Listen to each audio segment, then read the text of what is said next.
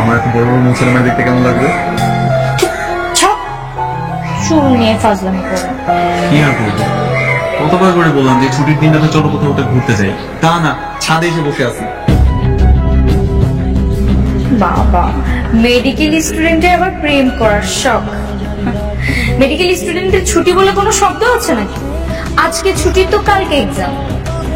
আর যেভাবে প্রতিদিন পড়াশোনার চাপ বাড়ছে, এরপর প্রেম করব কিভাবে সেটাই তো জানি না।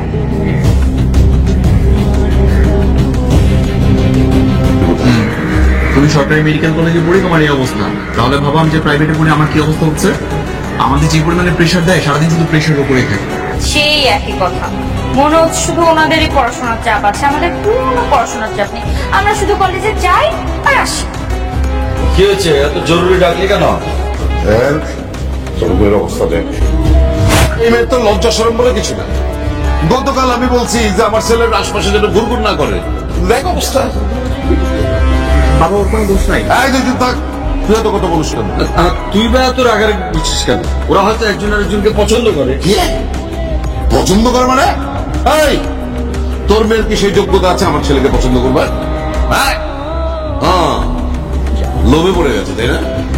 যেই না শুনেছি আমি দেশ সেরা হাসপাতাল বানাবো, অমনি আমার ছেলেকে পছন্দ করে ফেলবো। কি বলছিস তুই? কি বলছি? আমার ছেলেকে আমি দেশের সবচেয়ে দামি মেডিকেল কলেজে পড়িয়েছি। ও দেশের সেরা ডাক্তার হবে 5 বছর পরে। রোহান, তুমি কি এখনো চুপ থাকবা? তুই বুঝিস না, 5 বছর পরে তুই যখন দেশের সেরা ডাক্তার হয়ে বের হবি, ও কি করবে তখন? ও তো কোভিডোলাম ব্রিজের নিচে হয়তো একটা ওষুধের দোকান দিয়ে বসবে, মানাবে ওর সাথে তোকে। বাবা, এই অপমানের পর আর এক মুহূর্তে বাড়িতে না। চলো আজকে আমরা এই বাড়ি থেকে চলে যাব। চলে আয় ফাতেমা। দাঁড়া, মাই গড, মানে এত বছর পরে আজ আপনাদের দেখা হল স্যার? হ্যাঁ, সরি স্যার। স্যার আসলে আমি অথবা আমাদের হসপিটালের এমডি স্যার এই বিষয়টা জানতাম না, তাই ওনাকে নিয়ে আসা। এখন যেহেতু জেনেছি স্যার, আর ভুল হবে না স্যার। Sorry sir. রোগীরা তোর কাছ থেকে সব চলে যাচ্ছে ফাতেমার কাছে? হ্যাঁ বাবা। কেন, তুই কি ভালো অপারেশন করিস না? বাবা, এটা একটা প্রাইভেট ক্লিনিক, এখানে রোগী চেয়েছে বিধায় মালিক অনুরোধ করে সেই ডক্টরকে নিয়ে এসেছে। আমার তো কিছু করার ছিল না।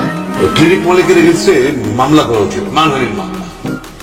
আরে বাদ দে তুই। না, সমস্যা নেই বাবা। তাহলে রোহান, বাবা, কেমন লাগলো হাসপাতাল? আমার কাছে তো বেশ ভালো লেগেছে। এখন শুধুমাত্র ইকুইপমেন্টস গুলো একটু সেট আপ করলে হয়ে যাবে। আরে হয়ে যাবে, একদিনের মধ্যে সব সেট হয়ে যাবে। ও জাকির সাহেব, আচ্ছা কি অবস্থা বলুন তো, মেশিন পত্র সব ইনস্টল হয়েছে? জি স্যার, প্রায় কমপ্লিট, অল্প একটু বাকি আছে, ওটা আসতে হয়ে। আর রুটিন কি অবস্থা, মেশিন পত্র এসি সব ইনস্টল হয়েছে? জি স্যার, হয়ে গেছে স্যার। স্যার 3 তলার স্যার ওটি রুমটা আপনি দেখেন স্যার, একটু দেখবেন স্যার। তাহলে কোনো লাইসেন্স পান নাই, পরিবেশ অধিদপ্তরের অনুমতি ছাড়পত্র ছাড়া, হাসপাতালের কোনো বর্জ্য ব্যবস্থাপনা ছাড়া, কোন রকম অনুমোদন ছাড়া কিভাবে এই হাসপাতাল চালু করছেন? আপনি কি হাসপাতাল চালু করতে চাচ্ছেন? আর একটা বিল্ডিং দাঁড় করালে কি হাসপাতাল চালু হয়েছে নাকি? একটা প্রসেসিং এর ভেতরে আছে।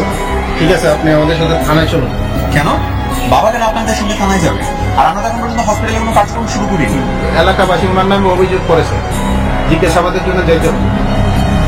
আচ্ছা, অসুবিধা নেই, আমাকে তার ঝেলে নিয়ে যাবে না, জিজ্ঞাসাবাদ করবে। আমি উপর থেকে আসছি।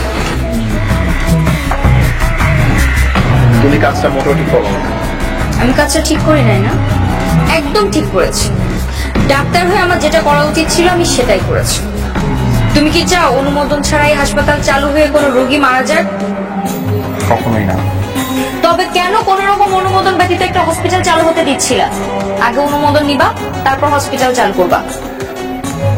আমার উপর জিদ দেখিয়ে জনগণের ক্ষতি করার চেষ্টা করো না, কারণ আমাদের পেশা হলো জনগণের সেবা করা। সো দ্রুত অপারেশন করতে হবে। আপনি ওটি থেকে সবকিছু রেডি রাখুন, আমি নিজে অপারেশনটা করবো। ঠিক আছে স্যার। যন্ত্রণা। স্যার, স্যার কিছুক্ষণ পরে আপনাকে অপারেশনের জন্য ওটিতে নিয়ে যাওয়া হবে। আচ্ছা ম্যানেজার সাহেব, আমার অপারেশন কে করবে? কেন স্যার, ওই যে আপনার ছেলে রোহান স্যার। ও রোহান আসলে এখনো? হ্যাঁ, চলে আসছে, ওই অপারেশনের জন্য প্রস্তুতি নিচ্ছে স্যার। ম্যানেজার সাহেব, ও রোহান ডাক্তার হিসেবে কেমন? মানে মানে অপারেশনে ওর হাত কেমন, স্মুথ তো? স্যার খুবই ভালো স্যার। কোনো ডাক্তার নেই? আছে, আরেকজন আছে, ডক্টর ফাতেমা ম্যাডাম আছে স্যার। তাহলে ফাতেমার হাত কেমন অপারেশনে? খুবই ভালো স্যার, অনেক ভালো, মানে আমার খুবই সুনাম। এই পর্যন্ত কোনো অপারেশন ফেল হয়নি স্যার। তাহলে আমি ফাতিমাকে দিয়ে অপারেশনটা করাতে চাই, আপনি ব্যবস্থা করে দিন প্লিজ। বাবা তুমি কি রেডি? আমরা কি অপারেশনটা শুরু করব? যে রোহান, শোন না একটু, হ্যাঁ বাবা বলো। তুই কি পারবি? কি বলছো বাবা? আমি অপারেশন থিয়েটারে এই পর্যন্ত কতগুলো সার্জারি করেছি, পারবো না কেন? তারপরেও একটু ভেবে চিন্তে বল, বলে কোনো অসুবিধা হলে তো পারবি তুই? বাবা তুমি আমাকে ঠিক কি বলতে চাচ্ছ, আমাকে ক্লিয়ার করে বলো তো। আমি চাচ্ছি ফাতিমাই অপারেশনটা করুক। হ্যাঁ, তুই অন্য রোগীদের অপারেশন কর না, অন্য রোগীদের অপারেশন কর, আমার অপারেশনটা ফাতিমা করুক। রোহান, তোমার বাবা কোথায়? আচ্ছা আয়।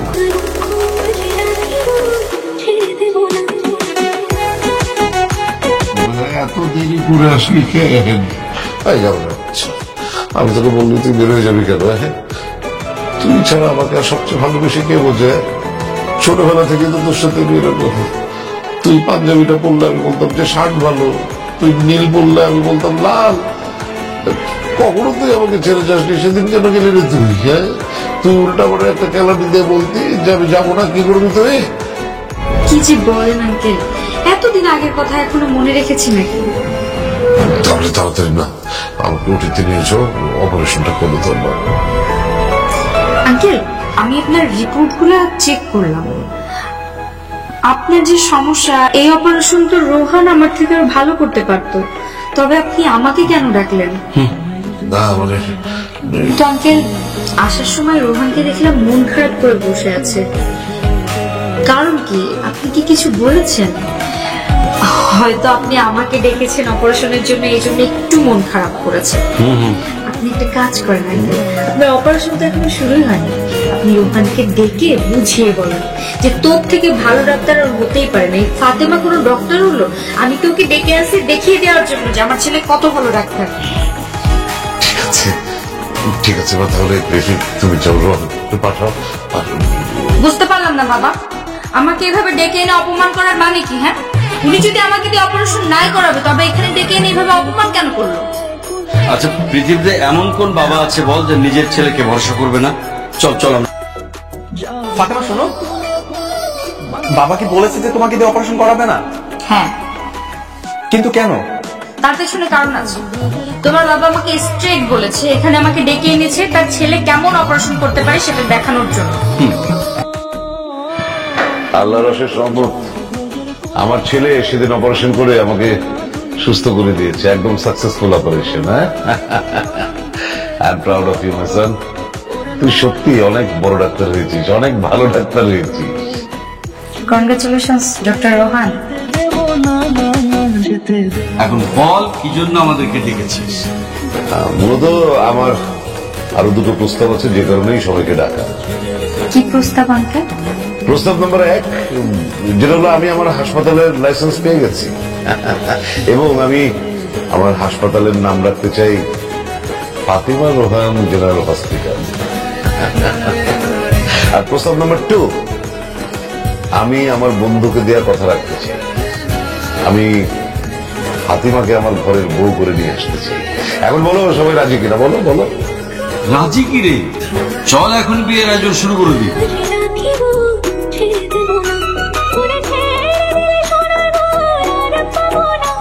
বিচ্ছেদের এই 7 বছরে কি আমার কথা তোমার একবারও মনে পড়েনি? পড়েছে, অনেক মনে পড়েছে। প্রতিটা মুহূর্তে তোমার ফোনের জন্য অপেক্ষা করেছি। কিন্তু তুমি ফোন করোনি। যে কোনো স্পেশাল দিন, ভ্যালেন্টাইন্স ডে, এমনকি বৃষ্টিতে ভেজে রোমান্টিক দিনগুলোতে আমি ভেবেছি তুমি আমাকে ফোন দিবে, কিন্তু তুমি ফোন করোনি। বিশ্বাস করো, আমিও তোমার জন্য অপেক্ষায় ছিলাম। ভেবেছিলাম তোমার রাগ কমে যাবে, তুমি আমাকে ফোন করে ডাকবে, অথবা হঠাৎ কোনো এক রাস্তায় আমার পথ আটকে দাঁড়াবে, কিন্তু তুমিও তো আসোনি। আমরা একজন আরেকজনের জন্য অপেক্ষা করেছি, কিন্তু কেউ জানে না একটা ফোন কলই পারতো আমাদের 7 বছরের অপেক্ষার অবসান ঘটাতে, তাই না? হয়তো